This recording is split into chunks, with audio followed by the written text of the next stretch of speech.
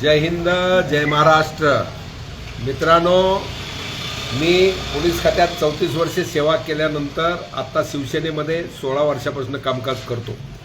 बार्शीमध्ये आपण पाहतोय की अनेक युवक या ठिकाणी 100 आकडा गाठत आला की आतापर्यंत आत्महत्या या ठिकाणी होत आहेत. कारण त्याला फक्त केवळ आणि केवळ खाजगी सावकारीमधनं या ठिकाणी आत्महत्याचं प्रमाण वाढलेलं आहे. परवाच सौंदर्य गावामध्ये आमचा राजेश चिपडे या ठिकाणी त्यांनी गळफास घेऊन आत्महत्या केलेली आहे. त्याचं कारण सुद्धा तेच आहे. तेही उजेडामध्ये आता लवकरच येईल.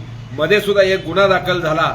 अनेक गुन्हे दाखल करत असताना AR जे आहेत DDR मार्फत यामध्ये का त्यांचं मत घ्यावं लागतं पोलिसाला की ह्याच्याकडे कायदेशीर लायसन आहे का, एवढंच त्या मतामागचं कारण असतंय. अन्यथा लगेच गुन्हा दाखल करायला पोलिसाला काही सुद्धा अडचण नाही. आणि त्या ठिकाणी कर्तव्यदक्ष असे अधिकारी सायकर साहेब आहेत, SP कुलकर्णी साहेब आहेत, या ठिकाणी कुकडे साहेब आहेत, ढेरे साहेब, सगळे अधिकारी अत्यंत वैराग पांगरी चांगले आहेत. माझं असं म्हणणं आहे की या ठिकाणी जेवढे अर्ज पेंडिंग असतील, केवळ AR कडून काय आलं नाही म्हणून त्या ठिकाणी न थांबता एक्स्टॉर्शनचे गुन्हे दाखल करा, जबरी चोरीचे दरोड्याचे गुन्हे दाखल करा. कारण रिकव्हरी करता यांना जो त्रास दिला जातो, घरी गुंडगिरी करणारी माणसं, पोरं, महिला या ठिकाणी वापर केला जातो, त्या ठिकाणी पाठवले जातात आणि आबरू खातर हा माणूस या ठिकाणी आत्महत्या करतो, कुटुंब उघड्यावर पडतंय. तर त्या दृष्टिकोनातनं या ठिकाणी मी अनेक वेळा आव्हान केलंय. माननीय राजाभाऊ राऊत, आम्ही सगळे एकत्र आम्ही काम करतोय. इलेक्शन संपलेलं आहे, राजकारण सोडून द्या. यापुढे कुणालाही कुठला सावकार, बँकेबद्दल सुद्धा बावनकुळे साहेबांनी सांगितलंय की जुलै एंड पर्यंत कुठल्याही बँकेनं माझ्या शेतकरी किंवा कामगाराला त्रास द्यायचा नाही, हॅरेसमेंट करायची नाही, त्यांच्या रिकव्हरीसाठी त्यांना धमदाटी करायची नाही. या पद्धतीचं बावनकुळे साहेब सुद्धा बोललेले आहेत. त्याचप्रमाणे या ठिकाणी जे खाजगी सावकार असतील, डायरेक्ट मोका लावा, त्याला तो सावकारी करायचा अधिकारच नाही आहे. आणि मग असं असताना माणसाचा जीव गेल्यावर कारवाई करण्यापेक्षा prevention is better than cure, त्या पद्धतीनं या ठिकाणी कारवाई होणं गरजेचं आहे. पोलिसच सगळ्याचा बाप असतो गुन्हेगारी क्षेत्रामध्ये. त्या एरियाचा जो अधिकारी आहे त्या अधिकाऱ्याशिवाय दादागिरी कुणी करायचं कारणच येत नाही. आज आपण हे सावकारीबद्दल झालं, त्याचप्रमाणे या ठिकाणी मेडिकल हब आहे बार्शीमध्ये. अनेक बाकीच्या बाहेरच्या तालुका पुण्यापासून लोक या ठिकाणी मेडिकल क्षेत्रासाठी येतात, दवाखान्यात येतात. बाजारपेठ मोठी आहे, बाकीचं आहे. परंतु या ठिकाणी सोलापूर रोड असेल, लातूर असेल, बाकीचा इकडला खांडवीपशी असेल, या ठिकाणी गुंडगिरी करणारी पोरं ज्यांच्यावर 307, 302 बाकीचे गुन्हे दाखल आहेत, समाजाचे हे काय म्हणतात त्याला शत्रू आहेत, अशा पोरांना, अशा गुन्हेगाराला त्या ठिकाणी रिकव्हरी करण्यासाठी हे फायनान्स कंपन्या आपण त्यावेळेला महिलांच्या तोडल्या मोडल्या जाळल्या. बजाज इक्विटा फायनान्स या ठिकाणी हे सुद्धा पोलिसांनी या ठिकाणी अशी गुंडगिरीची टोळी रस्त्यावरती, त्यांना कुठलाही अधिकार फायनान्स कंपन्याच्या माध्यमातून नाही की कुणाची गाडी अडवायची, त्याचं काय हे चेक करायचं, त्याला एवढे हप्ते तटलेत म्हणायचं, ती गाडी काढून घ्यायचा अधिकार तुम्हाला नाही आहे. 392 2 पोरं असतील किंवा 4च्या आतमध्ये असतील, 392 गुन्हा दाखल झाला पाहिजे. 5 पोरं असतील त्याच्यावर असतील, दरोड्याचा गुन्हा दाखल झाला पाहिजे. कुठल्याही फायनान्स कंपनीला या ठिकाणी असा करण्याचा अधिकार नाही. कोर्टातनं त्यांनी काय असेल ते त्या वैयक्तिक त्या गाडीबद्दल, त्या व्यक्तीबद्दल, त्या फायनान्स म्हणजे ह्याच्या कर्जाबद्दल ऑर्डर घेतली पाहिजे. त्याला इथं बाकीच्या गाड्या आढळल्या जातात. माणूस बायको बरोबर आलेला असतो, लेकरं शाळेत सोडायला आलेला असतो, इथं मेडिकल करता एक पेशंट ऍडमिट असतो, त्याला बघायला आलेला असतो, त्याला काही औषधं किंवा दशमी पुरवायला इथं घेऊन आल्यावर ह्याने पार जणू काय जाळ्यात पकडल्यासारखं पकडायचा, 2-4 तास खेळवायचा, बाया माणसं उभा, महिला उभा, मुली उभा, आणि पुन्हा काय होतंय का बघायचं, पैसा अडका, परस्पर काय 2-5 हजार दिले की त्याला सोडून द्यायचा. आणि जर देतच नसेल तर मग ती गाडी कुठंतरी त्याच्या गोडाऊनला जमा करायची. जमा केल्यानंतर आज एक गाडी जमा केलेली आहे, 11,000 काहीतरी हप्ता त्यांचा, 2 का 3 काय हप्ते राहिलेत.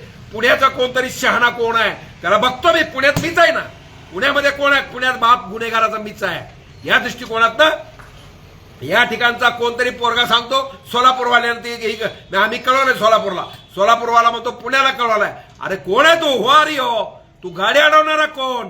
तुला तिथं रस्त्यावरती गाडी अडवायचा CRPC ज्या पोलीस कायद्याप्रमाणे तुला अधिकार नाही आहे. तुमचं एक्स्टॉर्शन आहे 341, 342, 392, 395 चे गुन्हे पोलिसांनी या ठिकाणी सो मोटो दाखल केले पाहिजे.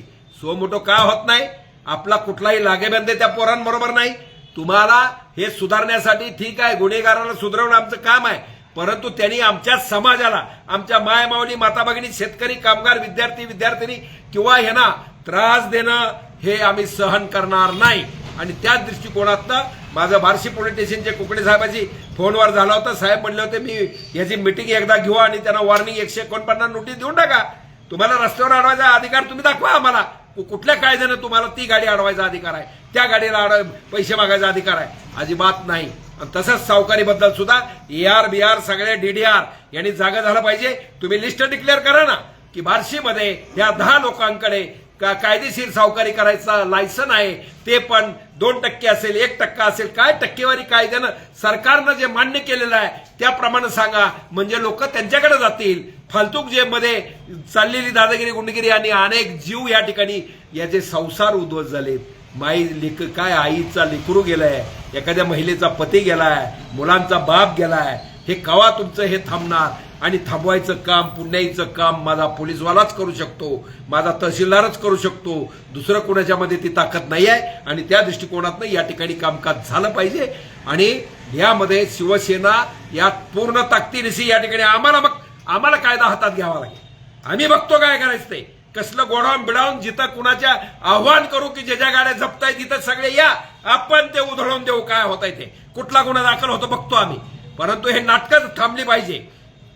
आमचा बाप्पा लावंड आता रिक्षा सेनेचा अध्यक्ष आहे.